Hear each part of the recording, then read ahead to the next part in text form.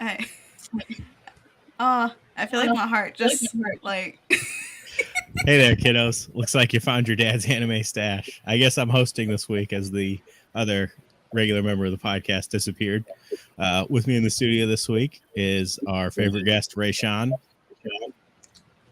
So We've got Mitch, Mr. Under 9,000. Howdy. Our other favorite guest, Sai. That's not how favorites work, but. And then our actual favorite, Gooby, the Toon Balloon. No.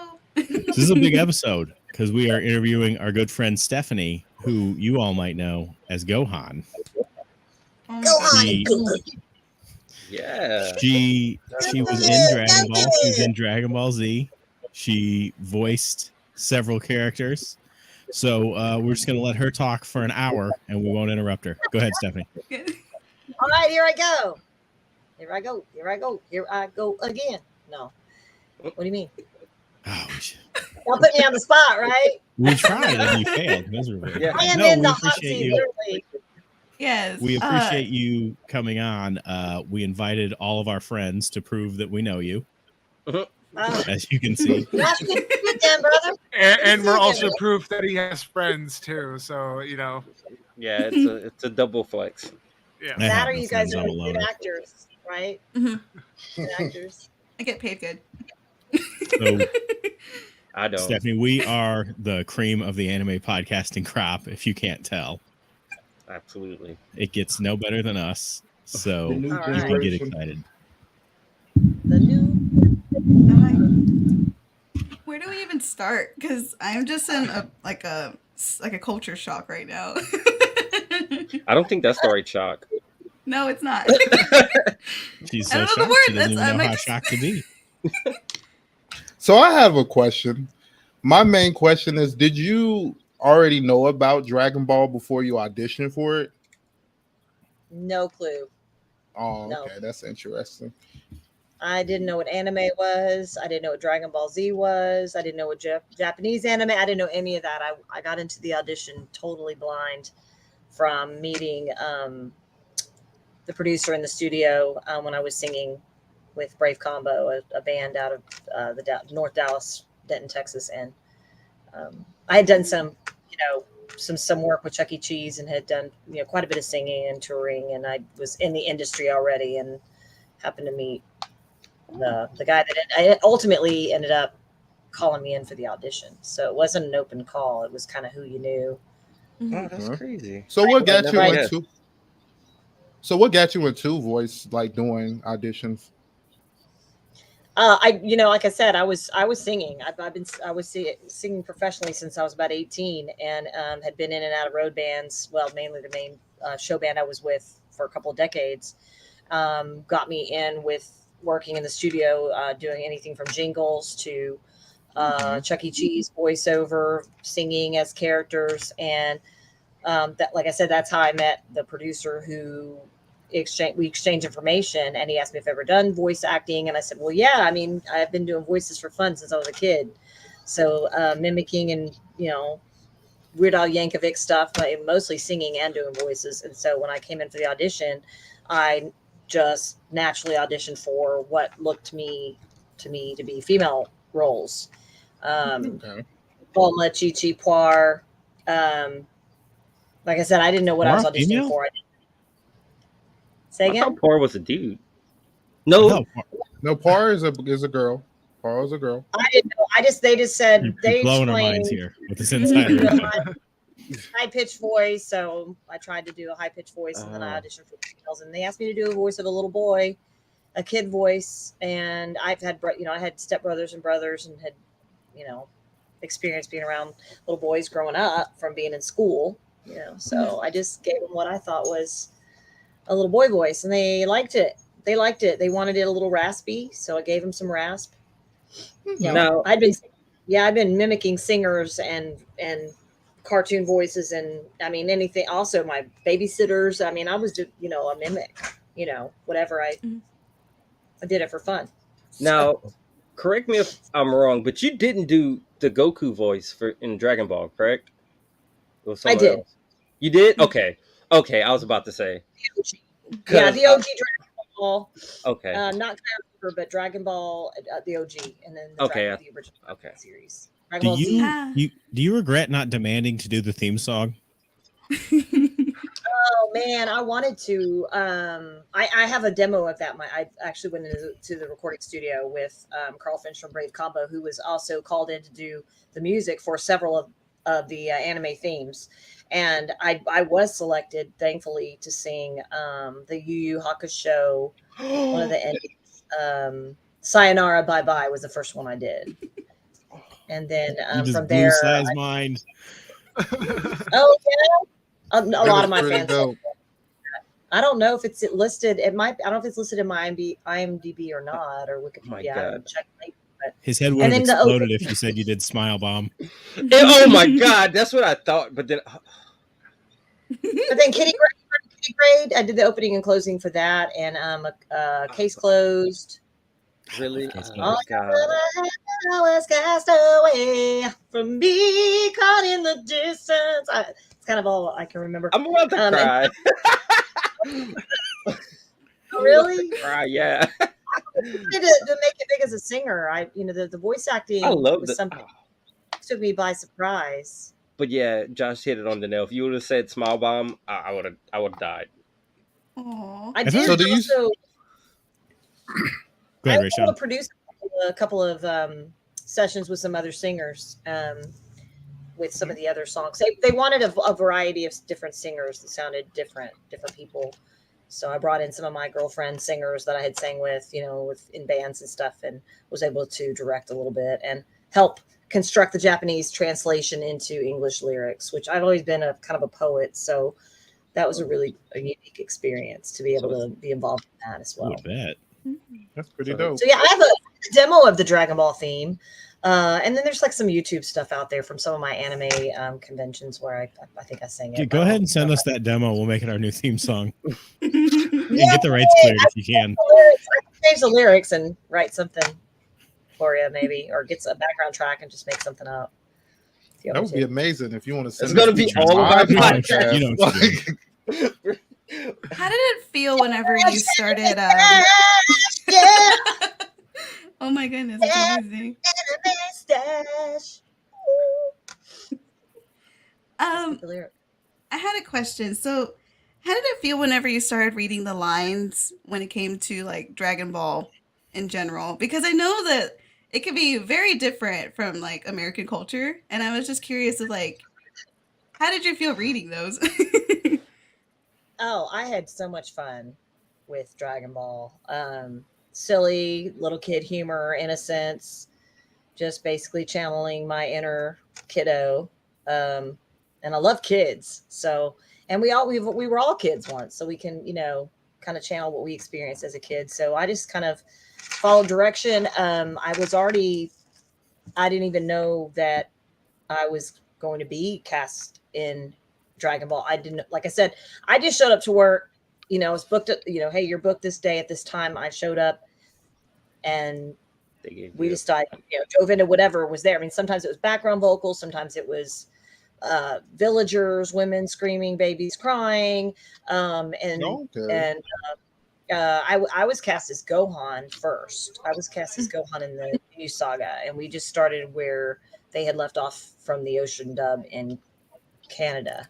So Ginyu Saga was where I came in whenever Gohan has the little bowl cut. Mm-hmm. He's kind of a background character, just kind of watching and, behind the rocks, and then we went back and did dub episode 1 through where we had started so that we'd have a whole entire cast of the same cast. And then Dragon Ball came along, about a year and a half, 2 years later. And then I was just cast as Goku. I think the director was pretty confident in my range abilities to be able to pitch the voice up, being that Goku and Gohan are related, so they could sound similar. And then we just pitched it up, and I used kind of the acting skills behind the delivery of the lines. So that's kind of how. So do you play him all the way through Dragon Ball? So do you play him from the kid all the way to his adult at the end of all Dragon the Ball? way through until he? No, I didn't play him as an adult, but Okay. as a kid, and then And then Gohan, I started him as a baby kid, all the way through the Cell Saga. Okay. So you got to play all the way up Can to we the take a break a second? What's up with that dog behind you? Tell me everything My about dog? that dog. Whose dog? My dog? Your dog, yeah. Oh, that's Brady. Hey, Hi, Brady. Brady. Oh, hello. Oh, talk to him. Oh. Oh, You big ham. He's a ham. You're such a ham. He's learned it from me, I guess. Always voicing and singing, and he's he understands perfect English. He pays no taxes. 3 squares a day. This dog is living the dream. None of my dogs understand a word of English. My dogs understand everything I say. They just don't care. Or that too. I have 2 cats in here too. I have a Norwegian couch hippo. I hear something in the background of this. Do you guys have animals? I do. I don't think they're making noise. I have 2 corgis, but they're on the other side of the house. Oh, the little stubby legs. I had a corgi one. We have a Yorkie, and Pitbull. I have two Persians. They're just laying around looking beautiful. That's pretty much all they do. Eat and take I naps, do that right? too. I get it. Yeah. So How is it that the feeling of knowing that you have been part of such an iconic series in anime? Oh, it's great. It's sustaining me. It sustained me through COVID. I mean, when things were shutting down and my band couldn't perform and I had to cancel all my shows. And this past year, more than anything, being that there's anime Comic-Con appearances and being that Dragon Ball and the Dragon Ball Z series was so, like you said, iconic and outrageously popular, like way more than I even realized. Like every time I go to these conventions, I'm like, why do you want me here? Like, who am I? And it's like these fans grew up on the show, and they call it the voice or one of the voices of their childhood. So, That's got to be pretty cool because it's kind of like the best of both worlds. Where at that convention you're one of the most famous people in the world, and then any other time you can just do whatever you want and be left alone. Yeah, I mean, I'm self-employed. I mean, I tried all kinds of different jobs in between singing in bands and traveling and touring, and I did jingles. I wrote parodies for morning show radio, which is very comedic. Changed words to songs that were current, make it funny. Like I did one, Broccoli Spears, "Eat your veggies when you die," and I changed the whole song, Britney Spears song, and I did some stuff with. I did a turkey like this. I did a lot of holiday stuff for the radio stuff, the comedic. It was basically a company that provided a weekly CD. At the time, it was a CD that would go out to all of the radio subscribers of the service. And I would come up with different ideas and then come in the studio and either write it ahead of time, work with the musicians and knock that out. That was really fun. I really wanted to be a staff jingle writer to the end and singer. The position there wasn't a position like that available. And I was, traveling with a band and working at, Funimation doing the voice work. So I had plenty to do back in the 90s for sure. It's the only lettuce you bought. Huh? Sai, what are you doing, bro? You're making us look less professional than we normally look. But anyway, some of those songs that I did are on YouTube. There's one called Kids Christmas, and I did the voice of a little boy and a little girl and wrote the songs and did actually a whole song by myself. Well, I worked with Carl Finch and Brave Combo, and he helped me with the music. And then I did another one called Halloween Rocks, and it's very the voices are very Goku, very young Goku voice sounding, but he's singing, so it's pretty neat. There's quite a bit of it. I haven't even gotten put online yet because I just haven't stopped and learned how to get. I have a whole album of music from '97 that was supposed to be a record deal. But I would have had to move to like LA or New York.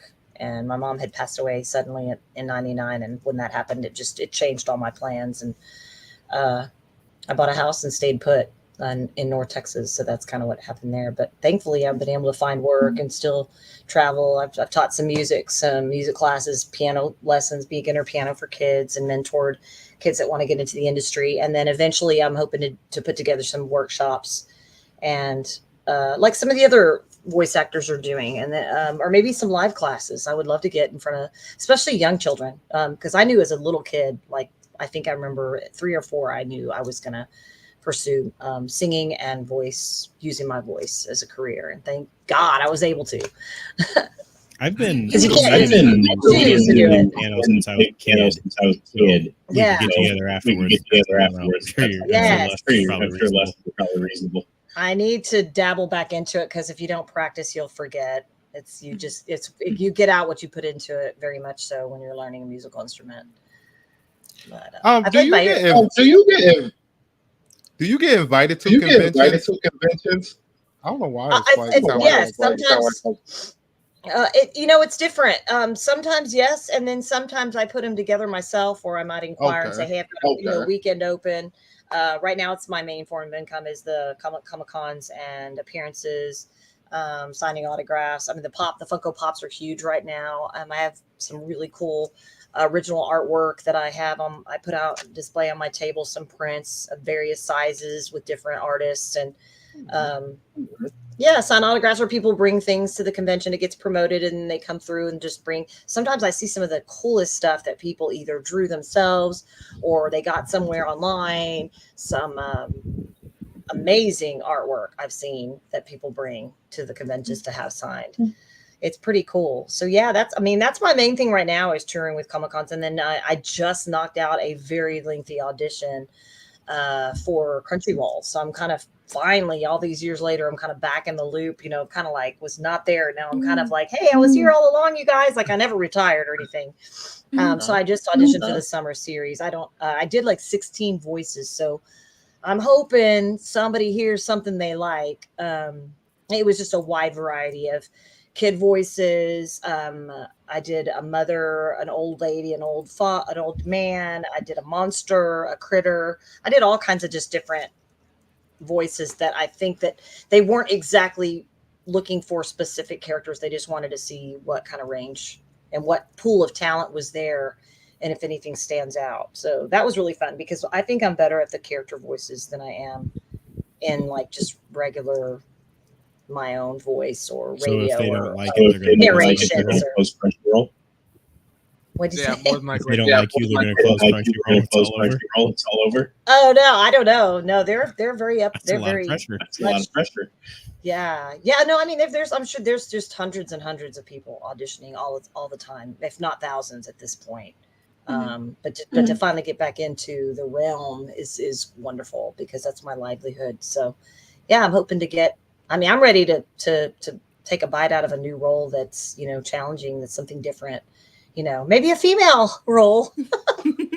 What's your process when it comes to doing voice acting? Well, it depends on the audition. There was a short time that I say a short time, but actually a very long time. I actually had an agent that would send me voice acting or voiceover auditions. I'm hearing something. Yeah. Yeah. Does that mean sigh? I think it's sigh. Okay. So I just take it as I just get the character description and I sit down with my sound engineer who happens to be my business partner now and my bass player in my band. So we work together all the time, whether it be working at Comic-Cons, helping me run, taking road trips, traveling. But he's a sound engineer for a radio station. And so we help each other out. He helps me record auditions and edits everything down for me. He's going to eventually teach me how to do the editing part of it with the software and all that technical stuff. And I just sit down usually with him, and then we either record them from home or we rent out time at the radio station at night, like whenever there's an opening.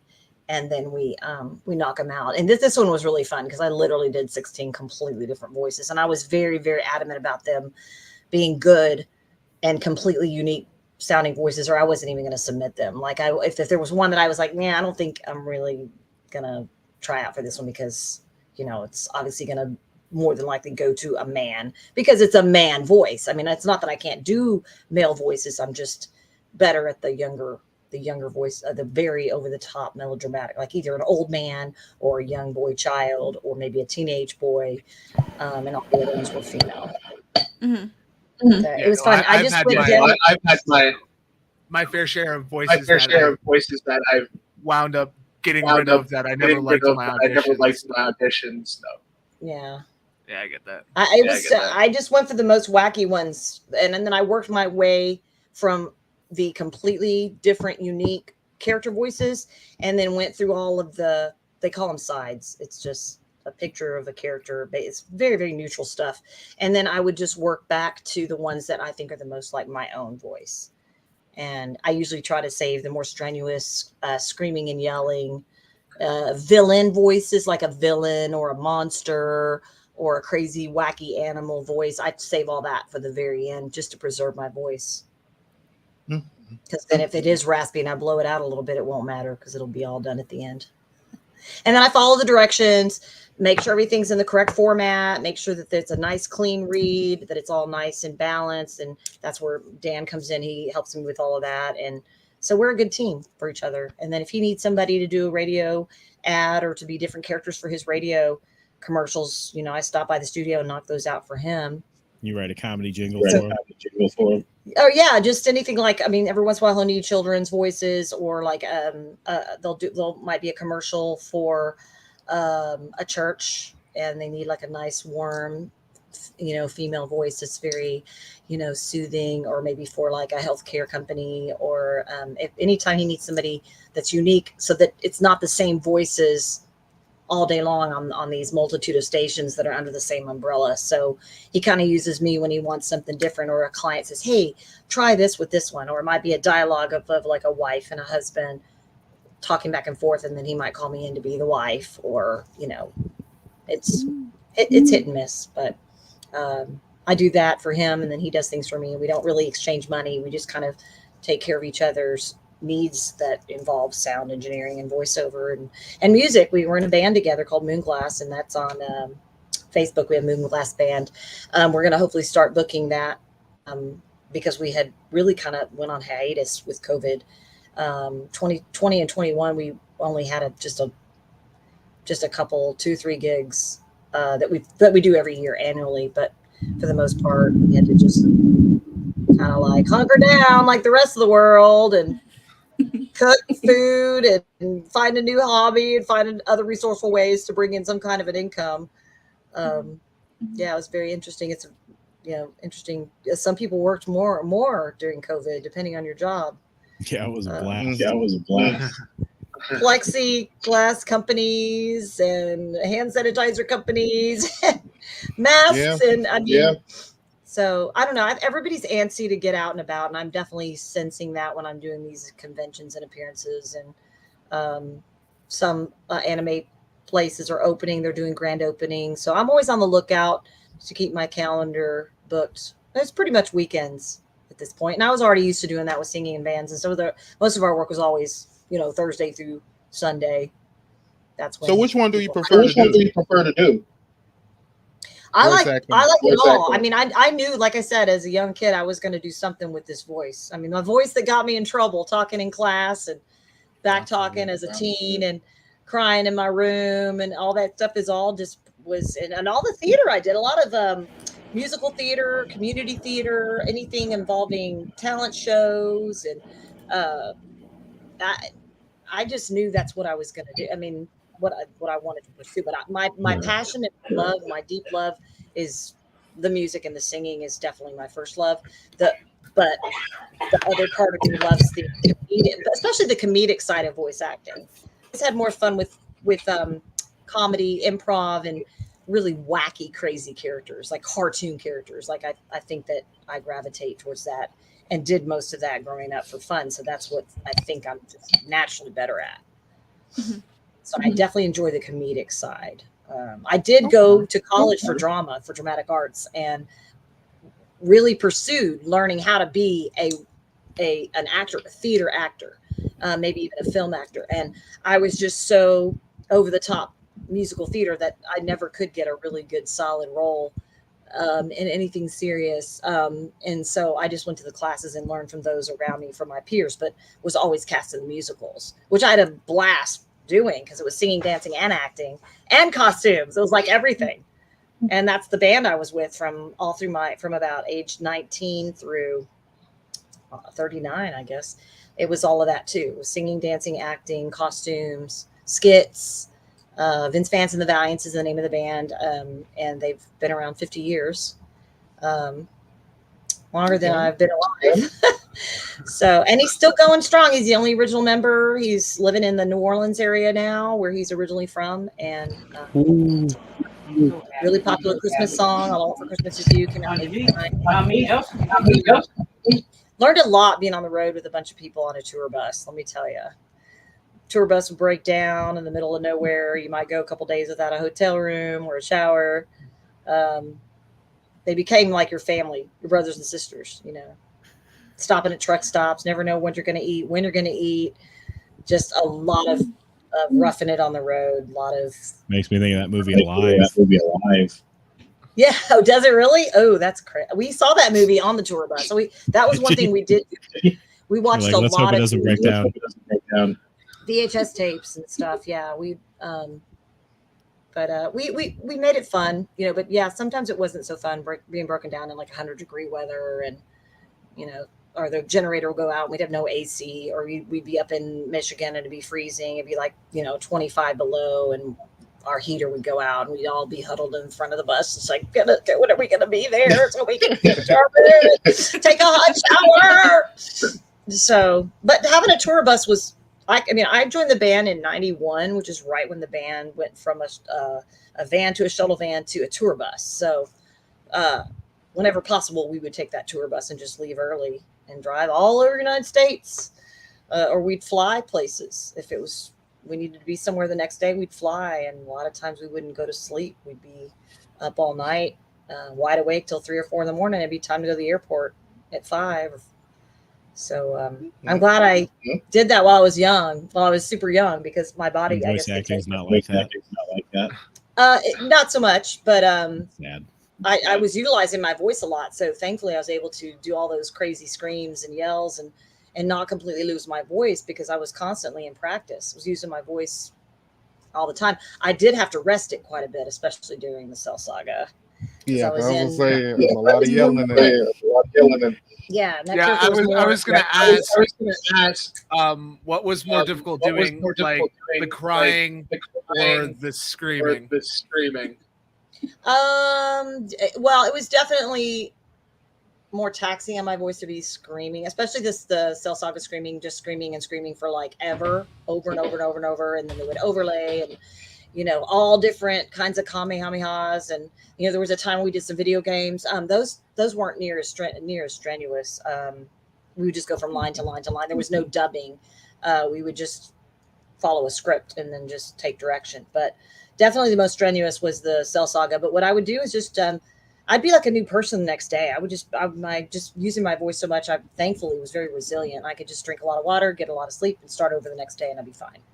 The only time I really lost my voice was when I was singing, like, I don't know, something like 2 months in a row, every night or every other night for like long periods of time, and then getting sick or having a sinus infection because I have really bad allergies, and then like singing on top of that, and then coming in when I get off the road and go straight into Funimation and record all day, 3 days a week. That's when it was really hard. I actually almost got nodes. I had pre-nodules.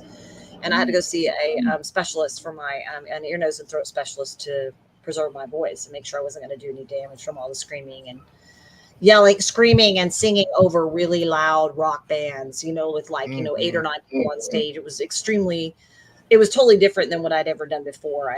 I'd been in bands before, but nothing of that. So is that the genre you like to sing? Rock? R&B, soul, jazz, and oldies and some country, being from the South, and I was from Memphis, Tennessee. I'm from Memphis, Tennessee, and I live in North Texas, DFW, which is Dallas Fort Worth. So there's a lot of country music, and I've been in mostly cover bands. And we did a lot of we did the rock and roll reviews, like Shana Na, B-52s, like 50s to the 90s. So we did a lot of oldies, and so as a result, I ended up being in bands that could play with bands for older crowds that could embrace the music from the 50s, 60s, and 70s, which is some of the stuff I listened to because my parents were listening to that. And so yeah. So who you like the cover? Who is your favorite cover? Donna Summer and ABBA, like 70s, but like soulful disco. You should have said Kate Bush. That's a really timely thing. Yeah, she's in the charts now with her 80s stuff. Yeah, Stranger Things. I do. Yes, I've never seen that show. I've heard really good things about it. I honestly stay really busy, so I don't really watch a lot of TV. I know I'm missing out on a lot of cool stuff. I did watch more of it, obviously, during the pandemic when we were all. You should retire to watch TV. Yes, I know. Well, if I can make enough money, I can definitely do that. But I did binge watch Breaking Bad, and I was blown away by that one. That was like, wow! I was. Breaking Bad is really good. I also binge watched Breaking Bad. The day after the last episode aired, I spent the next 6 days watching the entire thing. I could never go to bed because I'm like, one more, we'll watch one more. But yeah, no, I'm missing out on a lot of stuff. I haven't been out watching. There's a bunch of new movies out. I'd really like to have a look at. I know I'm missing out on a bunch of stuff, but I've just been staying really busy, and because it was such a shutdown and for so long, and I couldn't work like hardly at all. I'm like trying to make it for lost time, and I like being busy. I do better when I'm busy and when I'm like on my toes and stuff. And whenever I do some of the conventions, it's kind of like a mini vacation because I get to leave town and visit another state or another area of the United States. And I enjoy that part of it. It's kind of like I'm back to my roots where I'm traveling. And I was always moving around as a kid. I moved like 16 times before. No, sorry, I had that backwards. I moved, I think 9 or 10 times before I was even 16 years old. So, I was always on the go. So now that I'm older, once I bought my house, I'm like, I'm not moving again. It's like, because moving is not easy. And moving to different little small towns growing up was really, really hard. But I was able to channel a lot of that stuff through my acting and with the voice acting, especially with Goku and Gohan, because I could channel that those experiences of watching your loved ones or your friends getting picked on, or yourself getting picked on and bullied and stuff. So I can like really embrace that part of it. So I can definitely relate to all of that. So that's kind of where I got a lot of my experience for my influences and different things that I could draw from life experience. One good thing though about moving is you get to throw away stuff you don't really need. Like I'm surrounded with so much crap. I lived here for like 10 years. And you will accumulate. No floor space in this room. Yeah. I don't need all this. I'm kind of in a moving situation right now in a hotel because there was a flood and all this stuff. The house was just a mess and it all had to be tossed. So it was like kind of freeing to just have the professionals come in and just toss everything that was ruined. Throw your childhood away. Like that part's over. Yeah, well, thankfully I kept some of that. Just photo albums. Right. I like looking at this. I love reminiscing about the past, but I think I lived in the past a little bit too much from having constantly looking back at what I was ripped from, as opposed to like living in the moment, which I'm doing a lot better now that I'm older. I highly encourage all of you to practice mindfulness and being in the moment, because literally it's like boom, it's like next thing you know you're 40 years old, 50 years old, and you're like what just happened? What just happened? And just really because I don't know. A lot of people live either in the past or they live in the future, or they're constantly worried about what's coming next or what's the next thing that I'm looking forward to, whether it's your next meal but living in the moment and embracing nature or your surroundings and just really honing in on the moment. It's because that's all you've got. Boom, boom, boom. Next thing you know, what are you going to do? You're going to leave. What's your legacy? Like, what you really want to leave something good behind when it's all over. Next thing you know, you're a pile of photos getting washed up in your granddaughter's floor that she's just thrown away because she doesn't care anymore. Right.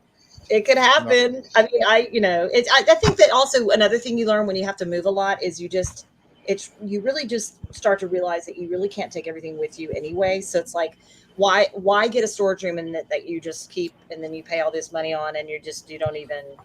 You ain't even gonna use that crap no more. You don't even enjoy what, because like my mom passed away young. She was my age when she died, and I was 20. I had just gotten cast as Gohan. I had literally just gotten cast, and it was very sudden and troubling because I was extremely close to my mother. But I just found that what little I have left of her, I like to treasure like stuff that I sit out or photos of her, memories and things like that. But when it came to like boxes of her clothing and things like that, that stuff just it basically just deteriorates. So you cherish the memories first and foremost, but you just kind of pick and choose what you want. Otherwise, you're setting things out that just collects dust. And then you're like, why do I have all these knickknacks that are collecting dust that I'm constantly having to clean? So I challenge myself to really be more of a minimalist now that I'm older, really kind of shake things off. And I give a lot of stuff to my nieces. My brother had 2 daughters right after my mom died. And so they're the closest thing I have to kiddos besides my animals, my fur babies. And I'm constantly like adopting people's babies and kids at these anime conventions. Like absolutely. They bring their babies and their kids dressed up as Gohan and Goku and just different characters from different anime, and it's just adorable. Were you surprised how popular you were at these conventions? I still am. I'm like, why me? Like, what is so amazing about me? Why is this line so long? It's the really cool voices. Yeah, I mean, I just grew up doing them naturally, thinking and assuming everybody could do it. Everybody can do it. Do you get more older fans or younger fans? Most of my fans now are between 30 and 40, 25 and 35. 30 and 40. Well, they were watching the show when they were kids. That's what I'm thinking. And that stuff was on. I mean, I just remember when I first was dubbing and voicing, the episodes were on TV within like 6 months. So like the summer of '99 was the first time I saw and heard my voice on TV on Cartoon Network. And it was there. There was something about that though, as opposed to popping in a VHS tape or a DVD. Later on was DVD, but like to like turn on the TV and then to hear your voice like that, it was like it's like that. Wow, I feel like I've kind of really made it big in a way. Wow, it wasn't my singing, but it was and so I'm really glad I got to share that with my mom, because that I always thought my mom would, she'd live to have a long life, and I'd have kids. And I came from kind of a big family. She and my dad both were the oldest of 4, so I had like a big family in Tennessee, and then we always moved around. So the family kind of dissipated when she passed away because she was the glue, and so we've all been out of state since then. So yeah. But yeah, I got to share that with her, and she got to see my brother get married. And but cancer sucks. Yeah. What did she think of you doing your little voices on the TV? Did she think it was silly? Yeah, I don't think she was surprised, because I had been doing that silly stuff my whole life, and to the point where it's like, Stephanie, it's time to go to bed. And I would just be like, just voices and singing, and road trips. I'd be singing at the top of my voice, I wouldn't stop until I was literally told, okay, let's take a break. All right, let's turn on the radio for a change and like look at the scenery.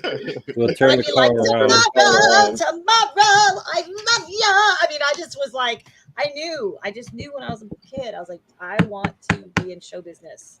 Take me to California so I can audition for all the commercials. And it was like, no, you're not going. No.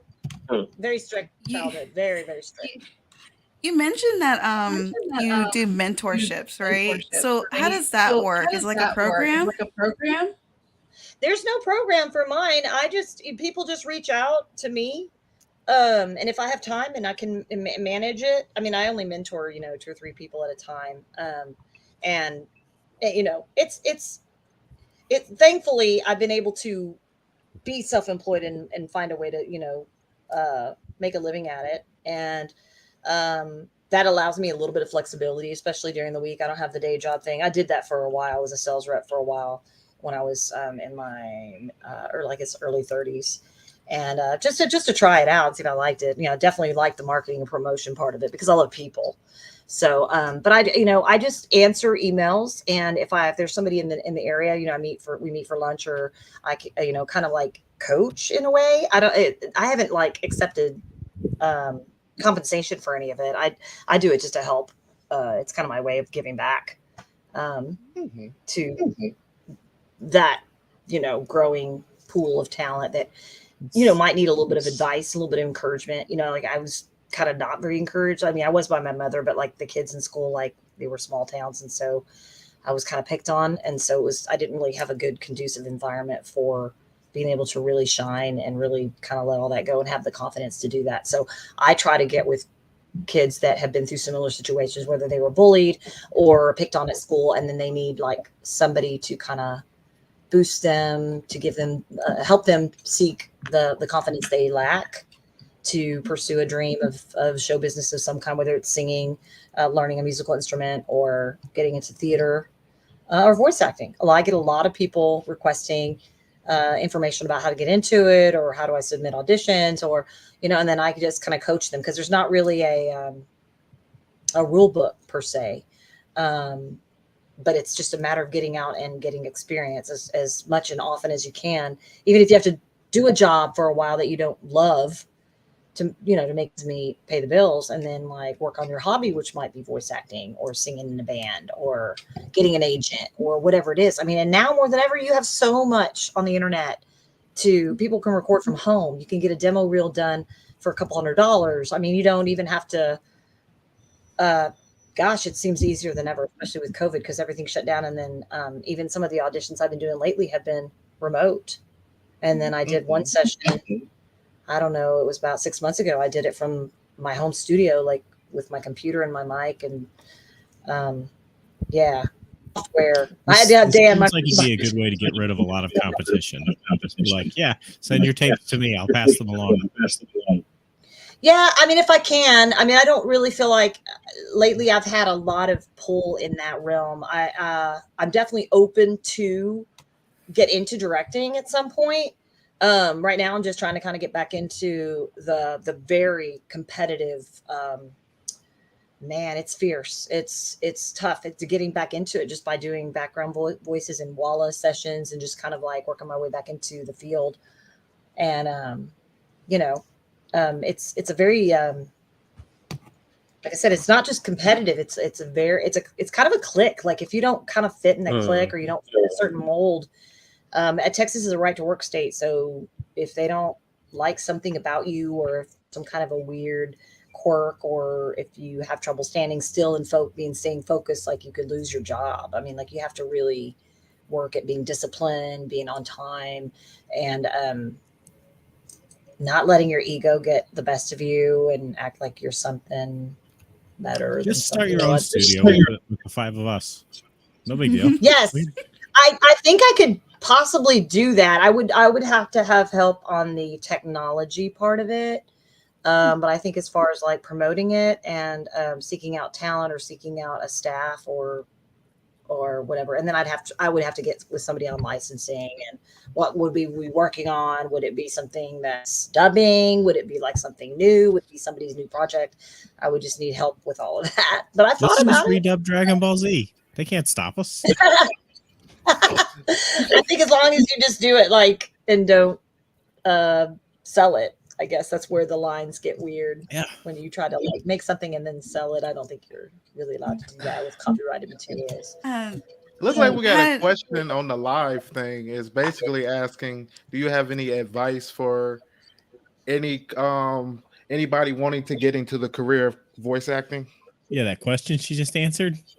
Oh yeah. Oh, that's right. Right. Yeah. No, there's all kinds of. I mean, just do it. Oh, that's a pretty good one. Google search. There's workshops. There's people, conduct these things on Zoom all the time. And then there's a lot of things that you could pursue, I mean, you need to have a demo reel. You need to like find what you're best at and then focus on that, whether it's just whether you want to do radio or audiobooks, or if you want to do character voices, or if you can do all of it, great. You know, just have it all spliced on a demo. Find your copy. It can be anything. It can be any commercial or narration. I did some stuff for Wonderbot for a while, Wonderbot Animals, and I didn't get paid hardly anything at all, but I did it for the experience. And I did that during COVID. And it was a good way for me to learn how to handle voicing long periods of long scripts, like that were 7 to 13 minutes long, with trying not to make a whole lot of mistakes, because then you're doing a lot of editing and a lot of post work and submitting, and then knowing how to do the technology part of uploading the file, or what kind of file is it? What kind of format is it? And so it's just good experience. If you can be able to learn how to do that kind of stuff and kind of like be your own boss and kind of like be able to like wear different hats, it helps you in the long run. And then there's agencies that you know detail how to submit a demo reel or what it is. And then I mean I've been seeing them now lately where they're like little videos and they have like a little their name, and then like you just can watch it, or you can upload a file. It's like it's really, I'm old school, so it's kind of over my head. Like I'm a little bit behind as far as that goes. My nieces could probably teach me how to do all of that stuff because you know they're 18 and 22. Ooh. So I Are have they a getting into question. voice acting? Say again? You know, Are they getting into voice acting? I was hoping they would. My niece Sarah, the older one, she's a nurse, and she went to nursing school. Her mom, my sister-in-law, is a nurse, so she followed in her mother's footsteps, and she's great. Left and right.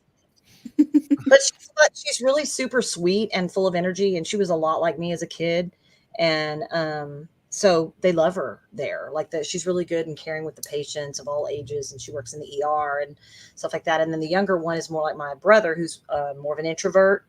And but she's a little edgy, like she likes horror movies, and she dyed her hair dark black, and she's going through kind of that phase wearing the really dark eyeliner, and they're both dating, and it's just I just can't wrap my brain around the fact they're dating. I'm like, well, you know, I was 18, 22, I was dating, so you know, they're just babies, you know. But I've even got a really cool guy in the Chicago area working on my TikTok. And I basically just hired him through a referral through Claudia Wells, she was the original Jennifer on Back to the Future.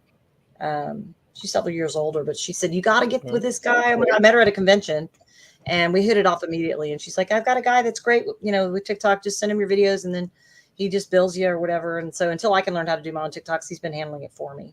So, so that's how people do it. Yeah. Well, I mean, you got to learn somewhere. Get someone else to do it. So my socials were kind of blowing up, and I'm like, I don't take the full credit for that, but I mean, yeah, I mean, Dragon Ball Z is transcending time. It's amazing. I'm just really glad that I was cast in a show that has such longevity, and it's like a nostalgia now at this point. And the best narrator ever.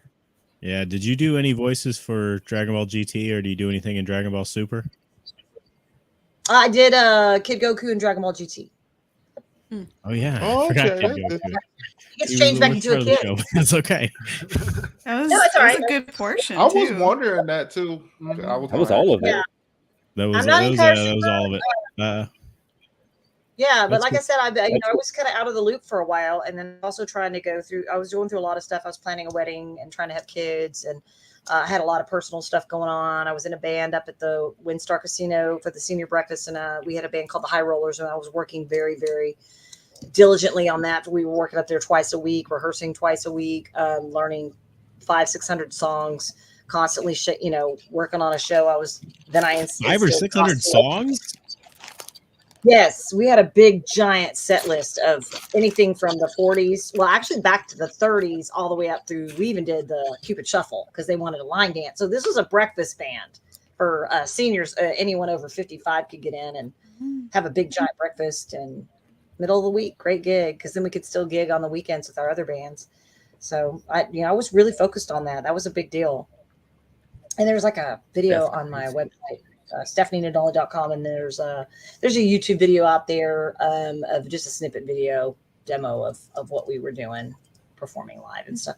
I had to incorporate costumes and comedy and skits and stuff, because that's what I had done with Vince Vance and the Valiants. That's where I learned how to do all of that, and through the musical theater. So it makes it more of a show. It's not just something you've come and listened to. It's something you can visually engage the audience and work off the crowd. And, I would jump off the stage and dance with people and put the wireless microphone in their face and get them to sing. And it was very, very, man, it was something. It was something else. It was a lot of fun. Can you name all 500 songs you learned?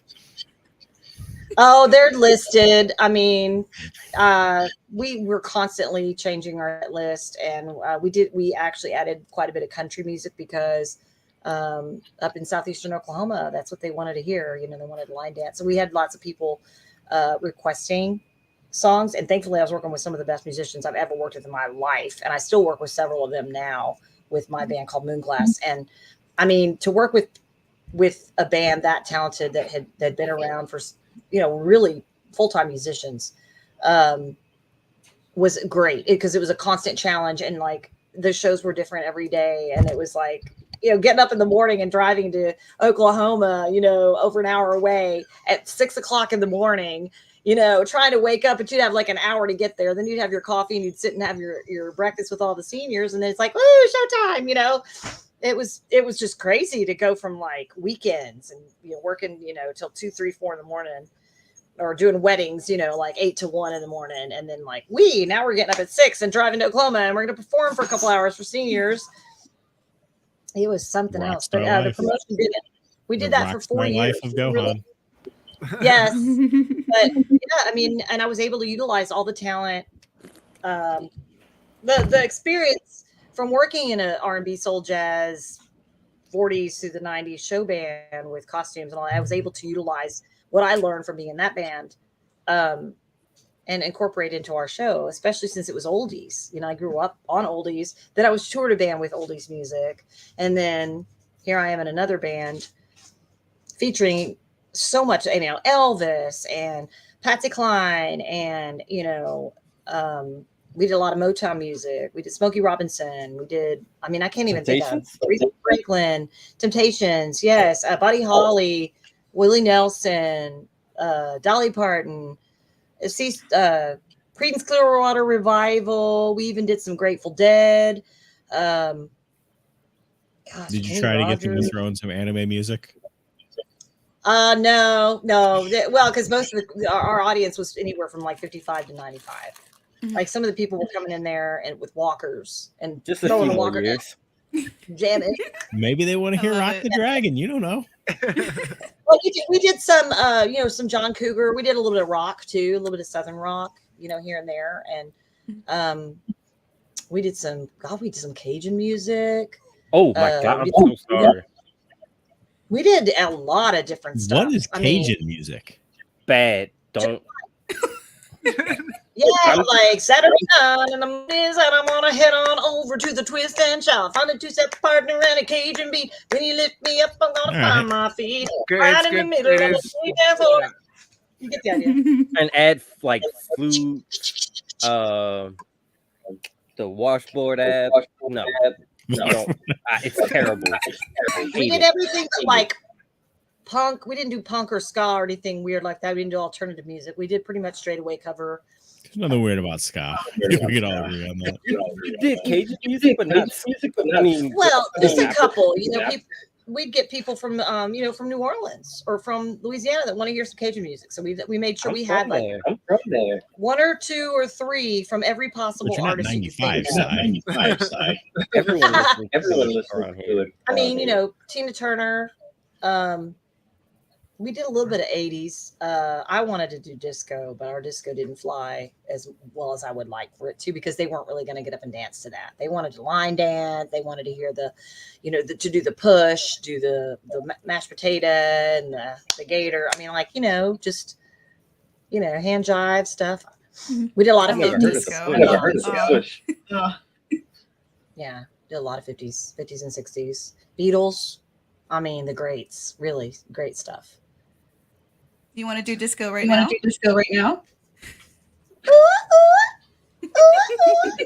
Yeah, Donna Summer.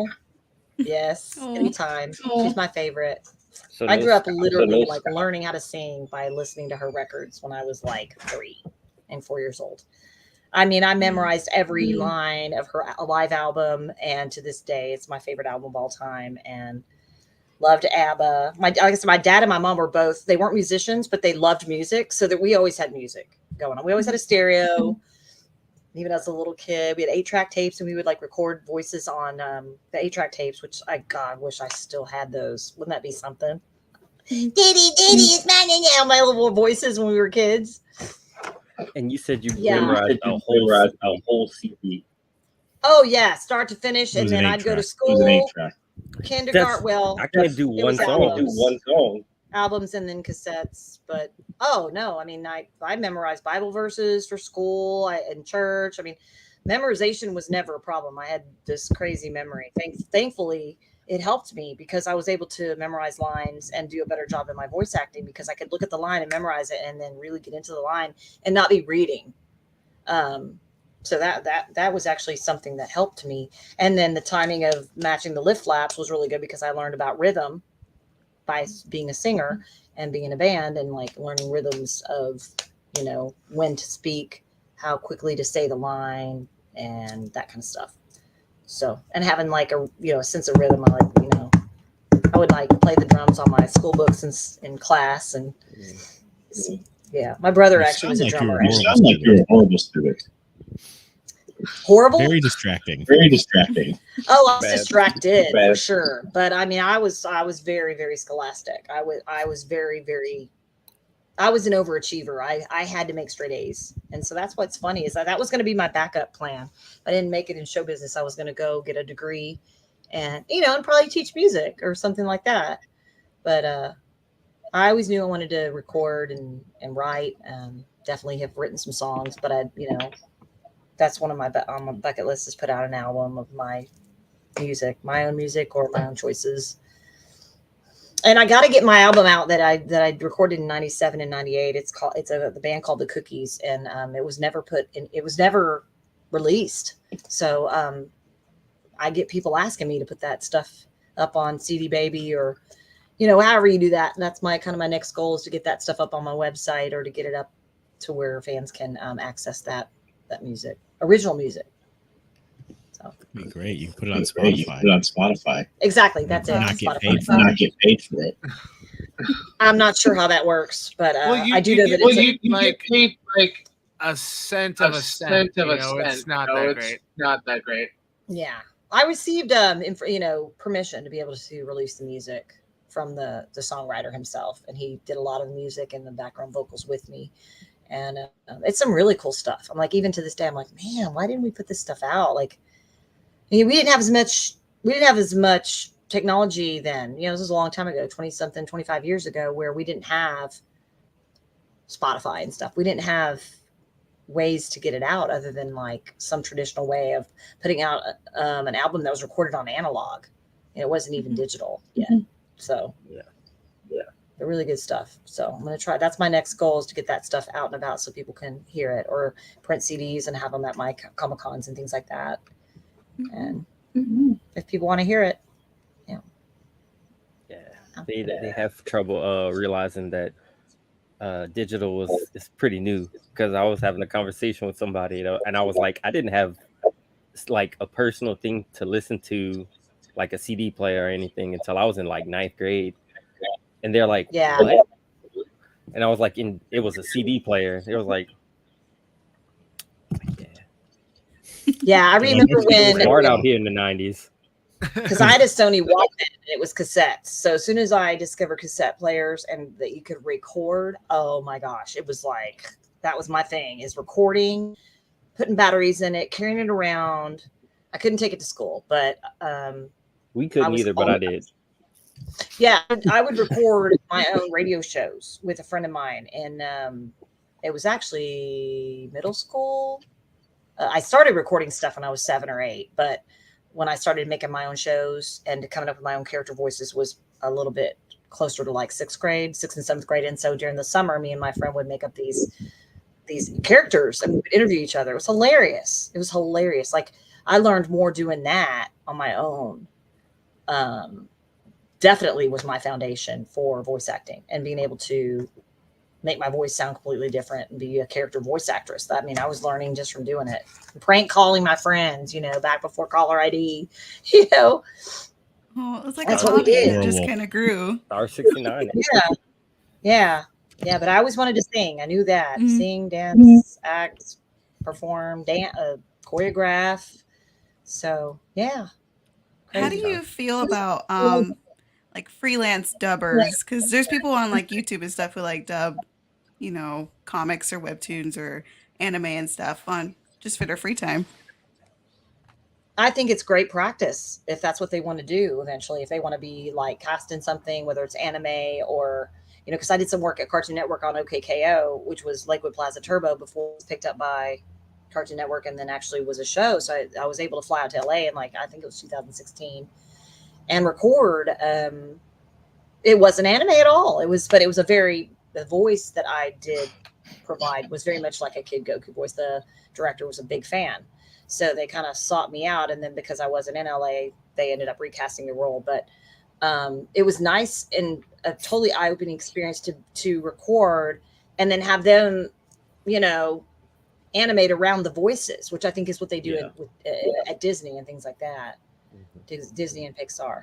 That's always been one of my dreams is to be in a Disney movie or Pixar. I don't know what kind of connections I would have to get to even be considered, but that's always been a dream of mine. Mm-hmm. To be able to Jodie Benson. Right, Jodie Benson, exactly. And to sing like she did and be the voice, that's something actually rare where they'll cast the same person that's voice acting as the character's speaking voice as the one that's singing, and she did both, which is wow, that's like a dream of mine. But like I said, it's very, very, very, very competitive, and it's a cutthroat industry that, man, it'll beat you down if you let it. You have to be really strong and resilient and confident and shake things off and keep getting used to the word no, because you might get a million no's and then you might get one big giant yes. And then that may be kind of your way to build your career that way. You gotta start somewhere, Yeah. So yeah. This should be inspiring because if they become an icon in anime, one day they could be on this podcast. Yay! I hope so. Yeah. Yeah. I mean, my thing now is I'm just really trying to just get into the auditions again, and because I'm ready to work as a voice actor throughout the week. I'm ready to get back and doing, that more than I was before.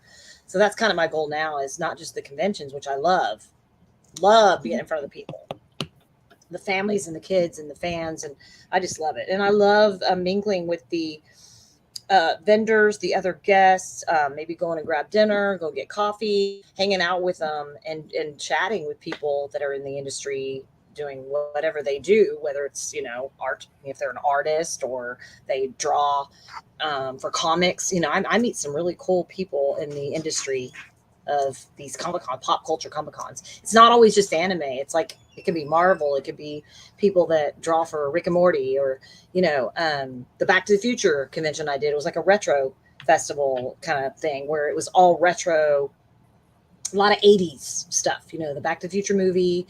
I think Land of the Lost, was it Land of the Lost? Land of the Lost?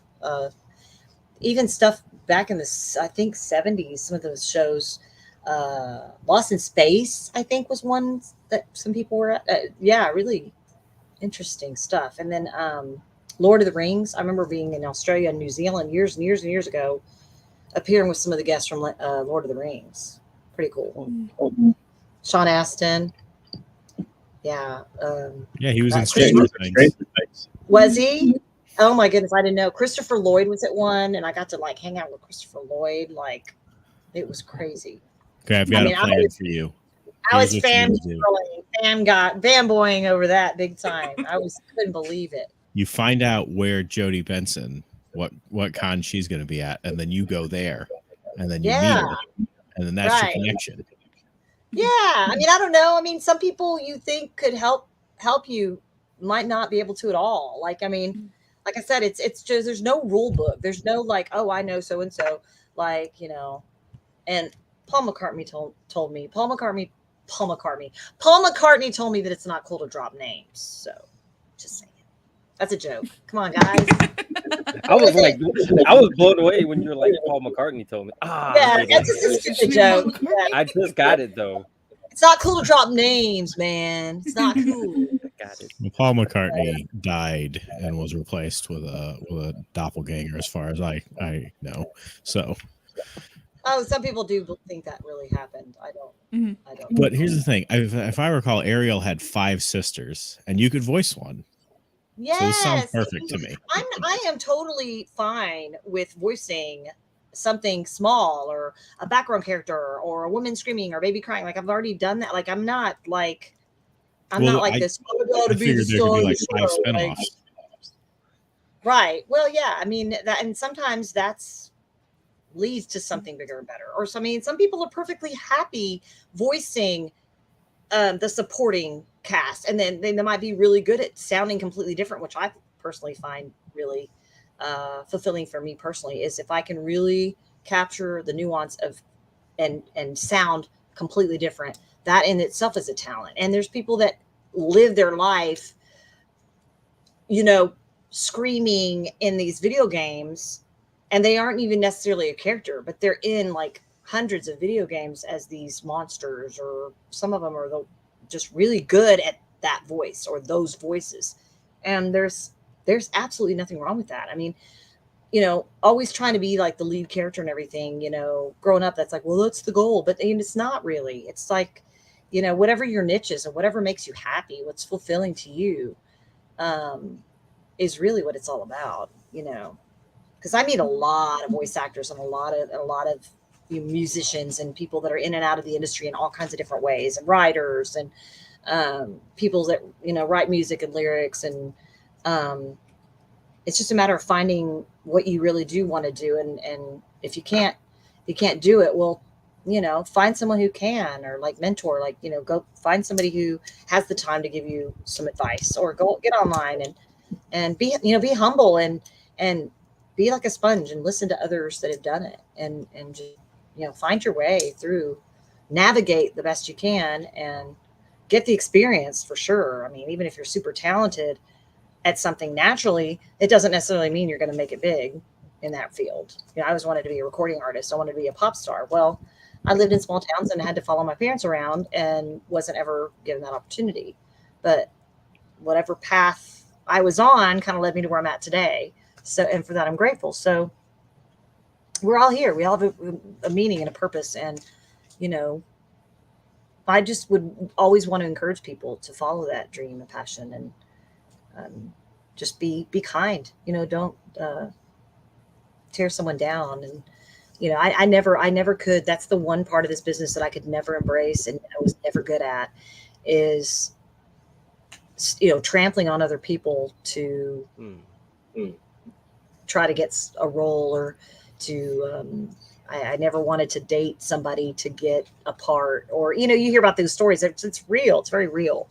Mm-hmm. I never wanted to compromise my morals or something to get ahead in the business or the industry. That was never, ever in my realm. Like I wasn't raised like that to do that. Not judging anybody, but, that kind of stuff happens, like the Me Too movement, and like, people getting cast in things because they are friends with the director, or, like that kind of stuff does happen. And, I'd like to think that people get there through tenacity and through talent, but I know way too many people, in not just voice acting, but in music, that are absolutely phenomenal musicians, writers, and you'll never hear them on the radio. Yeah. But now that, we've got, look at what we're doing right here. Like there's so many avenues for people to showcase their talent and express themselves online, or through all these different avenues. So, I mean, there's YouTube, there's people that become famous from making amazing TikTok videos or whatever it is that they do. So, I mean, the possibilities are endless, if you got a passion for something, go for it, share your gifts, that's what we're here to do. Share your gifts with other people. Don't get all big headed and think you're all that. That's never. Well, I was born with this big head. Don't make What'd fun you of say? Seth's head. Like your big head? I said I was born with this big head. Oh yeah, got to butter it up to get through the door. Yeah, Yeah, but good thing I'm short, so I don't hit my head on too much. yeah, right. So yeah, I mean, it's just a matter of trying to just do the best you can while we're here. Like it's just seriously a vapor and we're gone. Like I mean, I'm already like, oh, how can I possibly be? How did this happen? And you get older, and time goes way faster as you get older. Have you guys noticed? Well, Like I've when you're been like noticing. 8 or 9 years, when you're 7, 8, 9 years old, like a year is like an eternity. And I feel now like I it's got like, faster when I had my kids. Like, yeah, Yeah. I had them, and I'm like thinking, how are you 5? How did I age Yeah. this quickly? yes, time will fly by. Mhm. You just got to make the most of it and be mindful, live in the moment, and just try to be a good person. I mean, even whatever you believe spiritually, just it's good to have integrity and be a good person. Learn from your mistakes, and it's a journey. People, I know it sounds cliche, but it really is a journey. It's not just one thing. It's your path, and everyone has one, and I think it's good to learn from other people's experiences, and hopefully I'm doing that in some way, helping through my work or through this interview or whatever, if it helps inspire somebody, or if something that you do keeps somebody from literally like giving up on life, or checking out, like, well, that's a pretty darn good reason to be alive, Mhm. So yeah. I'm really thankful for your presence in my childhood when I was watching Dragon Ball Z. I know you were a big part of my brother's life because, I mean, he grew up in the 80s. He's 30. And Yeah. I just know, like, I'm going to tell him later, like, guess who I interviewed? Oh, yeah. I love it. That's great. I was born Yeah, I in have the some 90s and I'm 30. Yeah. A lot of my friends from high school have kids that grew up watching it. And some of the, I don't know, some of their cousins. And so I get, occasionally I'll get, because it's easy to track people down with social media now more than ever. And so, people reach out and say, oh my gosh, I didn't realize that you were so Gohan. My little brother loves it or whatever. And so they'll just be like, oh, they gotta send it out. Like I remember growing up in Eagle Pass on the border of Mexico near San Antonio. And I have some of my childhood friends who had kids that are like blown away, and they're like, oh my gosh, I have to get an autograph. So then I'm like, well, I got to send them an autograph. So then I'm sending like an autograph to like my old address, my old street that I grew up on. It's just crazy. Well, trust and believe. I will be on Facebook later tonight hunting down people that we used to fuss about Dragon Ball Z with, just so I could be like, haha, I'm the best.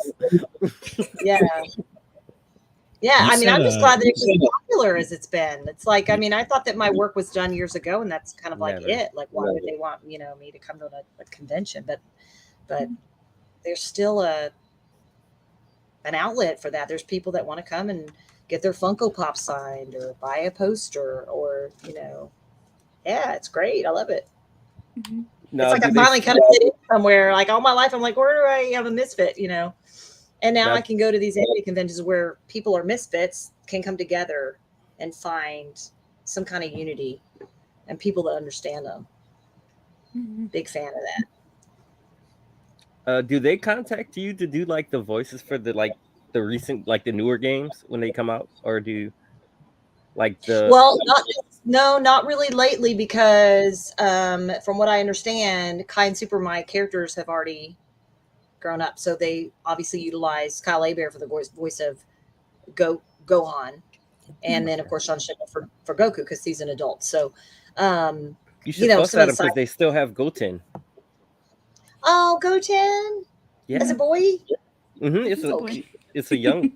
It's his they little still brother. have Kid Goku in all the games. Do they just reuse your old voice, or do you redub it? I'm not sure. I didn't think there were any more of those, but what do I know? I don't know. I think Kakarot came out not too long ago. They made a game, Dragon Ball Z Kakarot, and it does like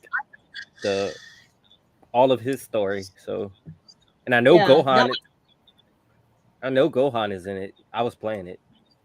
I did do some video, quite a few of them, but nothing recently. I did Budokai Tenkaichi, did some stuff for Atari. Oh wow!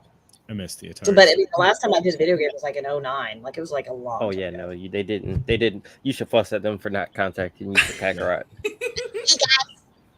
Hey, you guys, what about Goku? Go on, he's still here in the back of your backyard. It's like all right here at Dallas Fort Worth. So no, I'm kind of back in the groove now. I did a bunch of auditions here recently.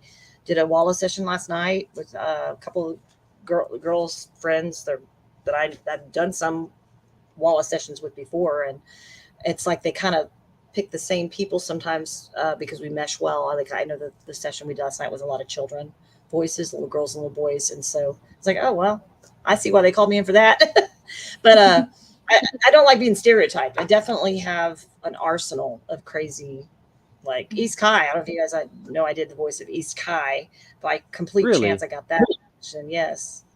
Oh my, I'm the queen. Yes, I got that audition by complete chance while I was already there recording for Gohan, and director's like, hey, we think we know who we're going to utilize for this character. What do you think this character would sound like? And so I just gave him some wacky, over the top, insane, like well, that's perfect crazy for Dragon Ball. Mm-hmm. Yeah, it was Dragon Ball Z when they go to the afterlife. Yeah, the world tournament. Yeah. She's one on the scooter with the whiskers and anyway. Yes. I'm the queen. Yeah, it's totally insane. And I mean, I'm sure I got that part because I could actually picture the East Guy when she starts saying it. Yeah. Like dead. You know. Close your eyes and then just envision it. At first, I was like, which one is the East Guy? And then, like, as she started talking, I was like, okay, I know which one she's talking about now. Yeah, she's the frumpy one with the little wig and the hat, and she rides on the scooter, and she wants to win. And yeah, we all want to and win. you know, it's funny, I just did a convention with Mark Britton, and he plays, I think, not King Kai, one of the other Kais. Grand Kai? Grand Kai with all the I love that guy. He plays Corn the cat, and we just did some funny TikToks because he's a stand-up comedian. So we were just doing kind of these fun voices back and forth. Yeah, and I'm going to be appearing with him in Wichita, Kansas this weekend, and we're going to do some more and have a really good time. So, and that's an anime convention. So, yeah, I got a lot of fun stuff lined up. This has been a good year after a long, tumultuous several years. So yeah, happy. Yeah. Really appreciate you guys having me on the show. Is this something you guys do all the time, like a regular stream? None of these other people are part of the show. We just invited them on to talk to you. Oh, that's great. Cool. I have my own.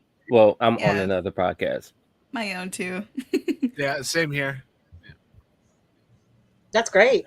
That's another thing that I think would be fun if I mean, at some point it'd be fun to put together a show because like I did those funny ones when I was growing up. It's like some kind of a show or a podcast or maybe something surrounding my life experience in voice acting and being a singer and a musician. I would listen to that for sure. I'm cool with like being the sidekick, on a show. Like I did one years ago. It was on Home Improvements, and I had just redone my house, and so I was kind of the little comedic sidekick chick that because the guy that was running it was not really experienced in radio or voice acting, so I kind of came on to be kind of like the comedic side. It was a really good experience. It wasn't for compensation. It was just all for something fun to do on a Saturday morning. Well, we're all here for the love of the game. So yeah, whenever you start your own podcast, just let me know. I'd be happy to be on it with you. I appreciate you inviting me that way. Give me some pointers. Like, how do you do this stuff, and how do you find content, and how do you get Yes. Well, you see, I have a co-host, and my thing is, I let him do all the hard work, and I just show up and talk. Just the research, and then you just kind of go along. Yeah, I mean, I think that it would be. I mean, just me personally, just used to sharing the stage and working with groups of people, and I think that it would be best if I did start doing something like that, to do that with somebody else.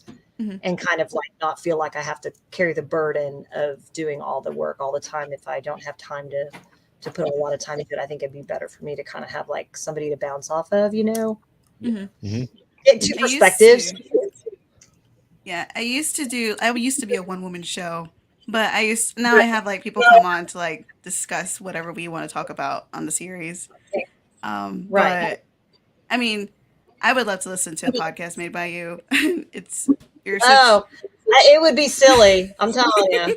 I mean, I'm cheesy. but like, I mean, hopefully in a comedic, fun way. Mhm.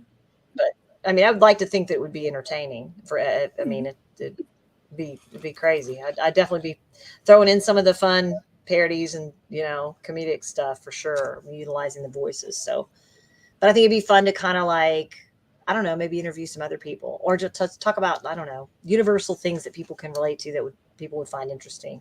Yeah. So that's the thing, a matter of like, if I was even going to have time to do that, how would I do that? When I go about that? But I tell you what, though, if I want to do something and I'm all in, I'm like, we're going to do this. We're going to do it. We're going to do this. But I think before I would do something like that, I'd probably want to get back into the music and cut an album and get my music up there. Fans what are asking me, like, is watch Stranger Things than do a Stranger Things podcast. I'd have to do so much research because I have no idea what the show is. Just I'm do hearing the a lot. The running up on the hill cover, because that's what's been trending, and then you just that song, I've been jamming out to it all the time. That's not a cover. Running Up That Hill by Kate Bush. Yeah, it came out 84. I thought Placebo made that song for like the past 20 years. I never knew the Placebo version was a cover. Yeah. Oh, that was a cover. Yeah. And somebody just covered, like, there's another one that just came out recently that somebody covered. And I was like, wow, sounds really good. Like, because I listened to some of the, I wouldn't say full blown alternative, but like kind of the edgy pop stuff. Like I listened to Imagine Dragons and some of them I don't even know. Because some of the mainstream rap, not so much, but I'm a big Gaga fan. Love Lady Gaga. She just came out with a new song. I heard it today. And then there was another. I love the Cranberries from the 90s and Ace of Base, and somebody redid one of the Cranberry songs. It was all like grungy. It was really, really rough and kind of rocky. But there was one today. Gosh, I can't think of it. And then somebody also did a really good rendition of Africa by Toto. I'm a huge Toto fan. No one did a good rendition of Africa by Toto. Hey man, Weezer had a great cover of it. Yes, they did. They were very tasteful with it. They didn't take it crazy or make it weird. They didn't try to oversing it or jazz it up too much. So I was very impressed with that rendition. But Weezer's a good band. Yeah. So yeah, I've got to have my tunes. I got to have my music in the car, or I'll go crazy. I've got to, but if something comes on I don't like, I'm like, I'm constantly changing the channel, and I've been listening to a lot of talk radio. My boyfriend and business manager Dan and the guy I keep talking about, he works at Salem Communications, and so I've been like really kind of tuning into some of it. It's Christian based radio, so it is, but it's all faith based, but it's also. I'm not a big politics fan per se, as far as speaking and hearing and listening to a lot of stuff about politics, but some of the talk show hosts are kind of intriguing, and I've been kind of listening to some of that. If the radio gets crazy or there's a lot of ads, I just kind of go back and forth and listen to talk radio, because I'm on the road a lot. I commute all over the place. I'm always driving around the Metroplex doing this and that, and auditioning for this and that. I go to see my nieces, and so I gotta have my tunes, gotta have my music. I got Donna Summer on speed dial. Donna Summer, Neil Diamond. I got all my favorites. Like if everything goes south, I've got my backup tunes. Oh, that's how I feel about the Bare Naked Ladies. Oh yeah, one of your favorite bands. I know who you're talking about, but I don't know if you guys ever listened to like 70s classic rock or anything like that. Just, I mean, y'all are much younger, but like every once in a while, lived off of it for the longest time. And what about retro 80s? It's why Journey and all that. Yeah, it's why I play music in the show. Chicago, Steely Dan. Oh yeah, I saw Chicago live, and they played for 3 hours without taking a break, and it was insane. I just saw a tribute band not long ago, like a month ago. A friend of mine's on trumpet, and I mean, I was blown away. They sounded just like them. I didn't know Chicago had 13 members. It was it was huge. Yes, and they played stuff from the 70s and the 80s, and even some of their newer stuff, but mostly 70s. So it took me back to being a kid. Like music will take you back to where you were when you first heard the song. That's what's so cool about music. And I don't know anybody who doesn't listen to some kind of music. You know what I mean? Like everybody you meet, you're like, hey, what kind of music do you listen to? You can always ask them that. Or what's your favorite show? Or what do you know? What's your favorite hobby? They're like, everybody I know, I can Yeah. talk to somebody, bond over music, and I love that. So All right. Well, we appreciate you coming on. We don't want to keep you all night. We know you have a dog to play with. I do, and kitty cats, cute kitty cats. I'm in a hotel right now. It's kind of weird. I'm in limbo, but I'm embracing it. Well, as long as the dogs and the cats are okay. The dogs and cats eat better than we do. I'm telling you, they eat like kings and queens. They're great. They're my royalty. They deserve but it. They're my babies. They do. I have to nurture. That's that. My mom was very nurturing, and so therefore, I'm a lot like her, and I'd like to nurture others. So I gotta have kiddos or my little dog in a little boy in a dog suit. That's what I call him. He's my son. He's my son. I'm teaching him how to talk. You heard him. He was good. I was impressed. Yeah. Thanks for having me. If you ever want to do this again, just holler at me. Maybe we can do another one. That sounds good. Do any of you guys have any questions for her before we wrap it up? Who wants to go first? I'm good. Put you on the spot. I'm good. I don't know if I have any more questions. I'm just happy she was here. Yeah, pretty much. My pleasure. I can always be reached at stephanienadolny.com or stephaniefanmail@gmail.com. So I answer all my fans. If you have any questions or anybody that wants me to shoot them an autograph, or if they want to kind of know where I'm going to be, if they want to know which conventions I'm at or whatever, I try to stay on top of the promotion of that on my social media as well. Would you ever consider being on our podcast, all our individual ones? Yeah, why not? I mean, absolutely. In between traveling and weeknights or whatever. Yeah, okay. I could probably do that. Oh my gosh, I feel like I'm talking to a Don't worry, star. I'll join on all of their podcasts and then go on the one that I'm on too. I can learn stuff from you guys. You guys got a podcast. Maybe one day I might want to do that. I don't know. I mean, I'd have to learn. Oh, I told you you're the best in the game. You are. The more the merrier. I love this. I wasn't sure what to expect. I was like, I knew something was going on with this, and I link on this, and I just wasn't sure because I had to wrap up my auditions and stuff. But it worked out. It worked out. I'm glad it did. Yeah, we're glad. glad. Well, we appreciate you coming on. We appreciate everyone listening. All right, kiddos, it's time to sneak your dad's anime stash back into his room before he finds it. Make sure you tune in Friday for our review of Dragon Ball Z Wrath of the Dragon, as we do Dragon Ball all month. We do have a Dragon Ball Z Saiyan Saga review we need to record sometime, but due to someone falling asleep and not responding, it didn't happen, but we will have that on the books. And then in 2 weeks, we have our Dragon Ball Z trivia. So stay tuned for that. And everybody have a great night. Have a great night. Yes, thanks for having me, guys. My pleasure. Thank you. Now it's time to go get some food. Yeah. Yeah. All right, guys.